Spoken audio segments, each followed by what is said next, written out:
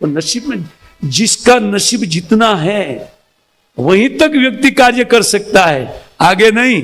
या जो वस्तु नसीब में, कहते पथिच्युत, यद्यपि रास्ते में गिरी हुई वस्तु तिष्ठति दृष्टि दक्षितम गृह, उन पड़ी हुई वस्तु भी अगर नसीब में तो मिल जाएगी, भूल करके पड़ी रही।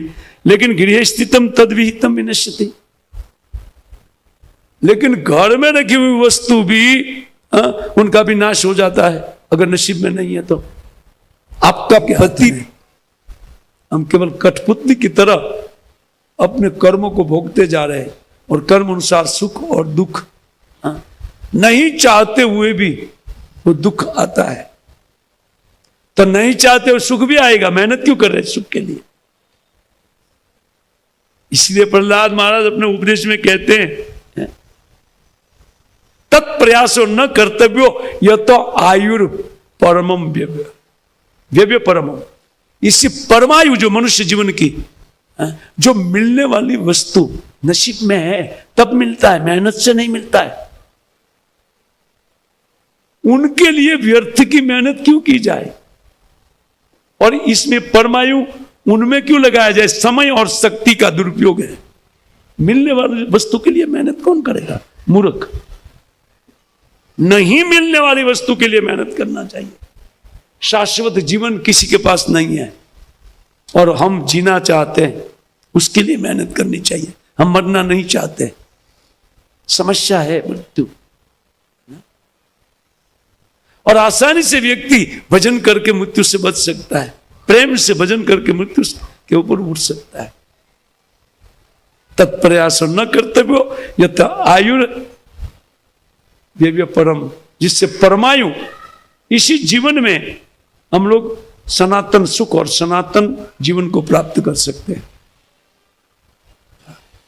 मान लीजिए कि वो लोग कहे कि ठीक है आप ये बात कर रहे हैं बार बार भक्ति करना, क्या भक्ति करना, क्या क्या वो इंद्रिय सुख के लिए प्रयत्न नहीं करना चाहिए क्या? जब अभी देह पास में है तो थोड़ा इसके लिए करे, थोड़ा इसके लिए करे, थोड़ा भजन करे भगवान का और थोड़ा इंद्रिय तर्पण भी करते रहेंगे। तब कहते हैं आगे किस तो बोले सुखम ऐन्द्रिकम दैत्या देह योगन देही नाम।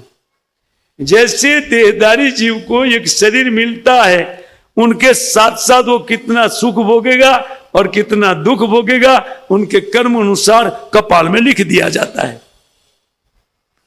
उसके लिए क्या प्रयत्न करना? जो लिख दिया गया नसीब में, उनके लिए प्रयत्न क्या करना? कहते हैं देह योगन देही नाम दैत्या, कहते सर्वत्र लभ्यते। यह आहार निद्रा भय मैथुन, ये चार तो सुख है। पांचवा बताइए कौन सा है? हरि भक्ति के अलावा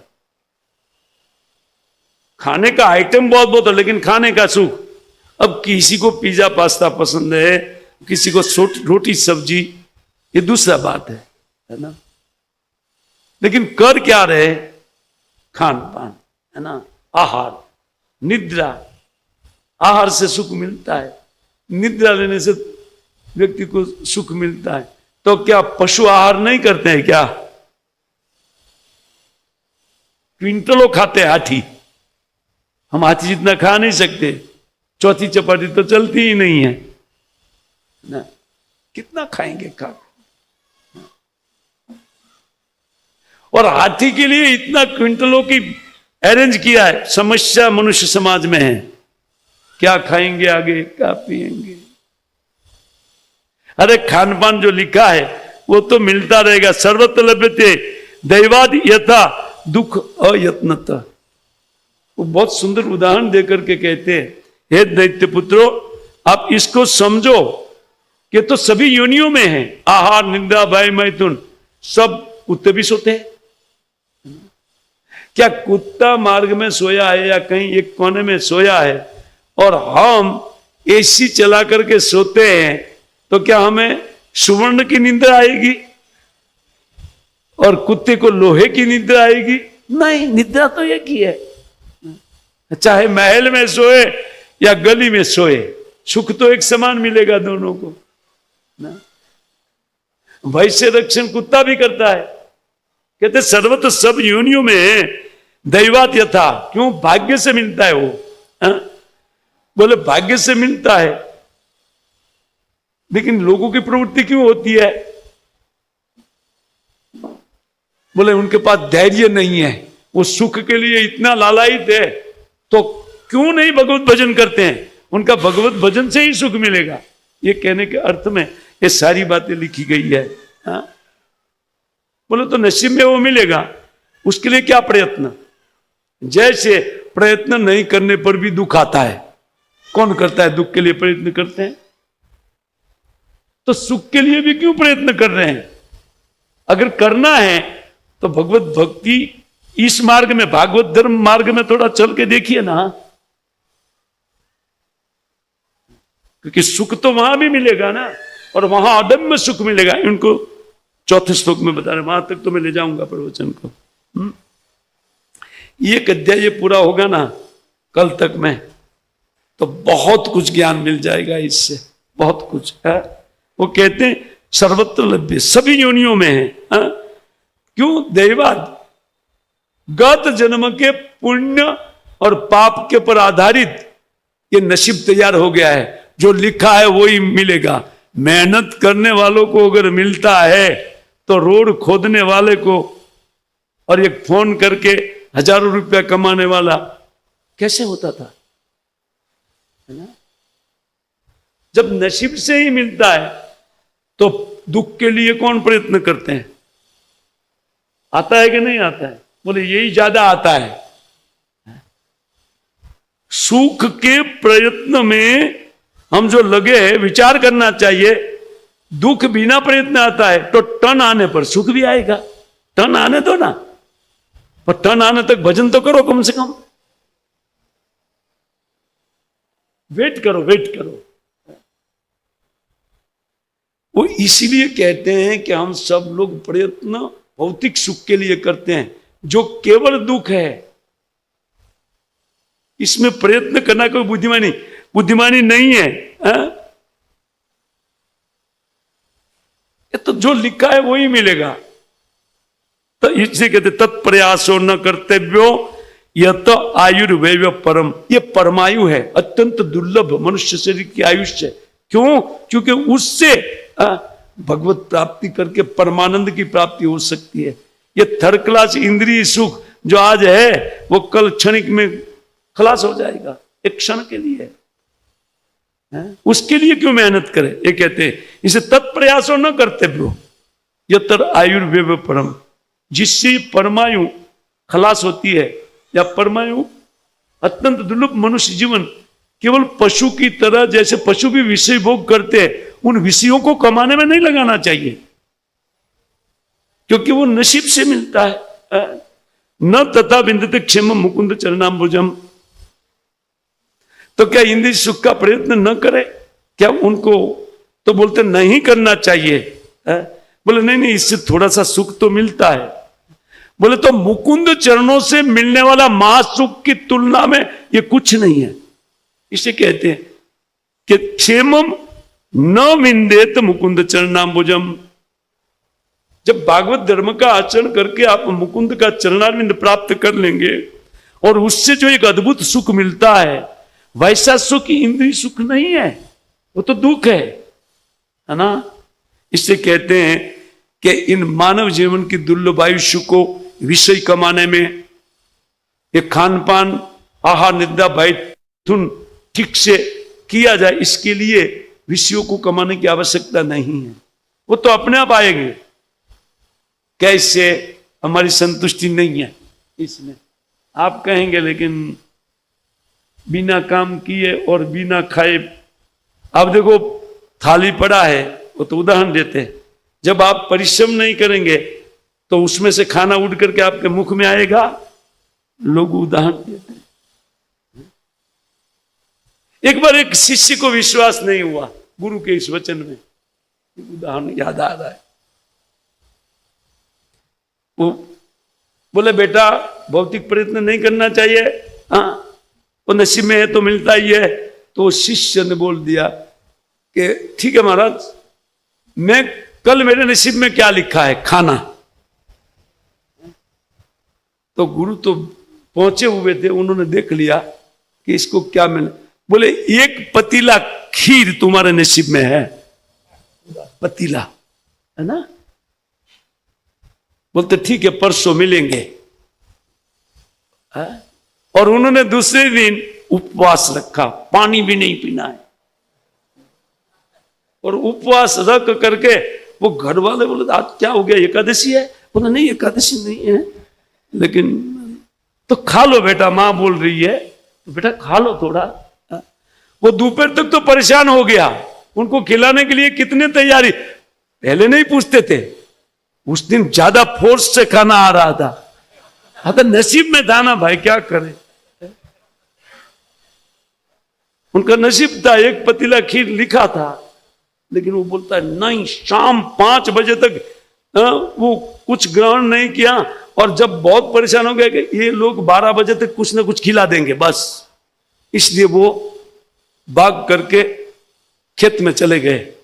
गांव की घटना है, खेत में चले गए। एक वृक्ष का घटाटो वृक्ष था गांव के थोड़ी दूरी पर खेत में।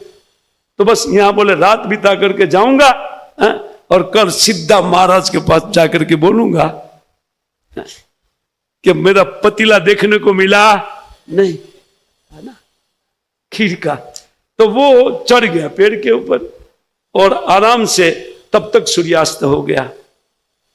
और अभी सूर्यास्त हुआ ही था तो उतने में उन्होंने कुछ आवाज में सुना। तो कुछ ग्वाले थे जो गायों को बेचने के लिए निकलते हैं, है ना, बंजारे उनको बोलते हैं, गाय इत्यादि बेचने वाले। एक समूह उनकी ओर आ रहा था। तो उन्होंने वो सोचा कि गांव कहीं दूर होगा तो अच्छा वृक्ष है, तो वृक्ष के नीचे पड़ाव किया। वो लोग ने भूख लगा था, है? तो गाय धो करके दूध निकाला और चावल था, बाद खीर लगाया। नीचे खीर पक रहा है, ऊपर वो सोया है। तो बोलते यार ये खीर इधर आया, वो विचार कर रहा था। अब वो करे तो क्या, बोले खाऊंगा तब ना, आराम, उसको पता भी नहीं चलेगा कुछ, चुपचाप मैं तो यहाँ पूरा रात निकाल दूंगा। अब वो खीर पक रहा था, तब तक गांव से आवाज आई, नजीक ही था ना, अरे डाकू आए हैं, डाकू आए हैं। तो वो लोग अपना गोधन लेकर के जिस दिशा से उस दिशा से वापस चले। और वो पतीला पक रहा था और संयोग से उन 4-5 डाकू गांव को लूट करके उसी पेड़ के नीचे आ गए। अब वो डाकू उसी पेड़ के नीचे, वो डाकू को देख करके वो बोले चुपचाप ऊपर नहीं, कैसे पता चलेगा। और डाकू वहां आकर के बोलते अभी थोड़ा गांव दूर चल गया, बहुत देखो प्रामाणिकता से बांटना, चोरी का माल, यही संसार है।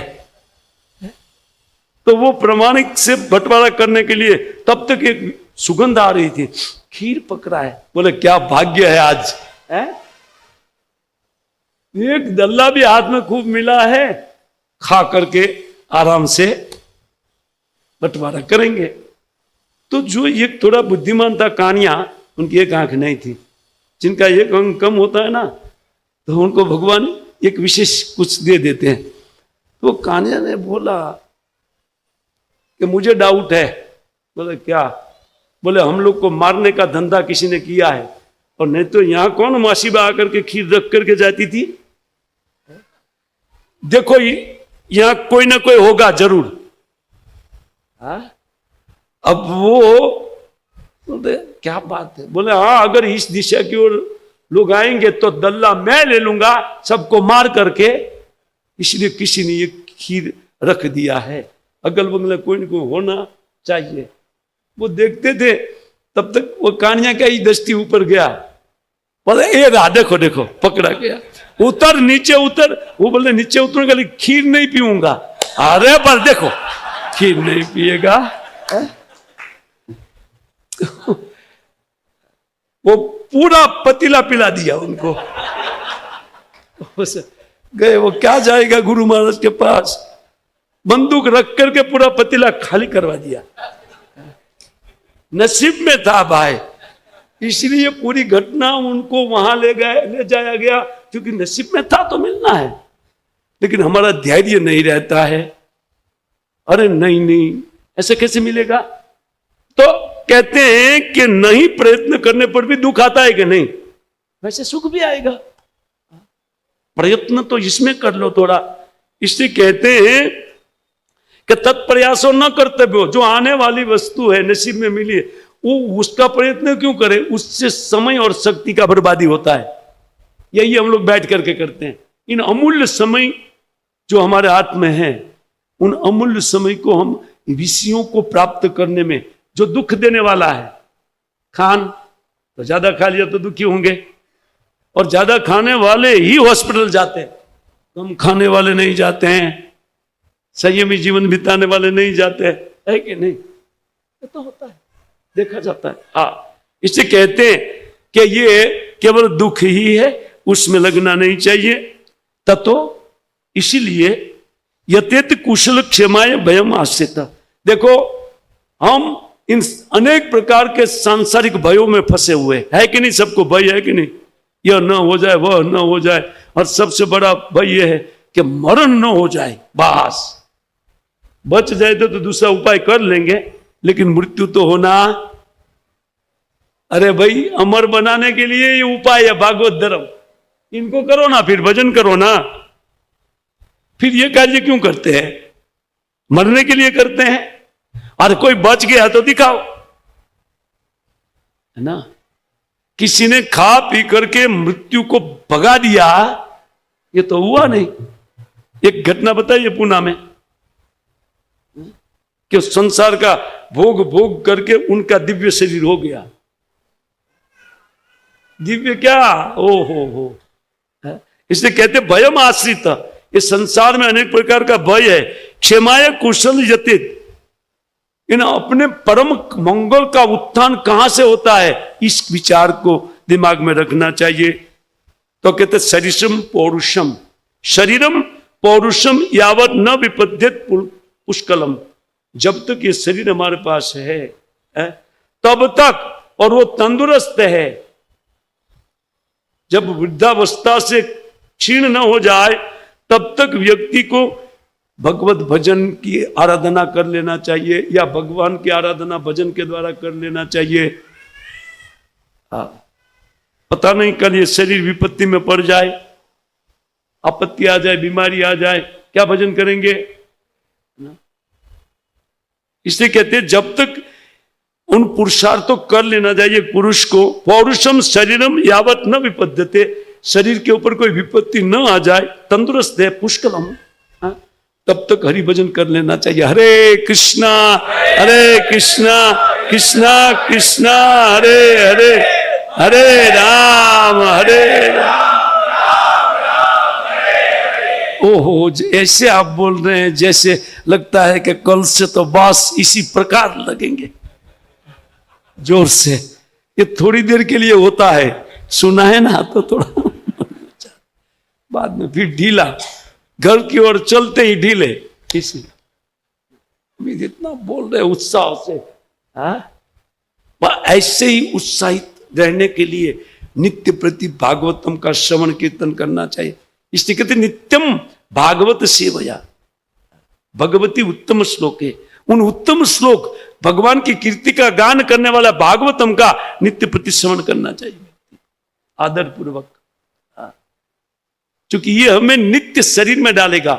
हमारा जो आध्यात्मिक शरीर परम सुखमय जो हमारा स्वरूप है, उन स्वरूप की उपलब्धि इन हरि कथा से होती है।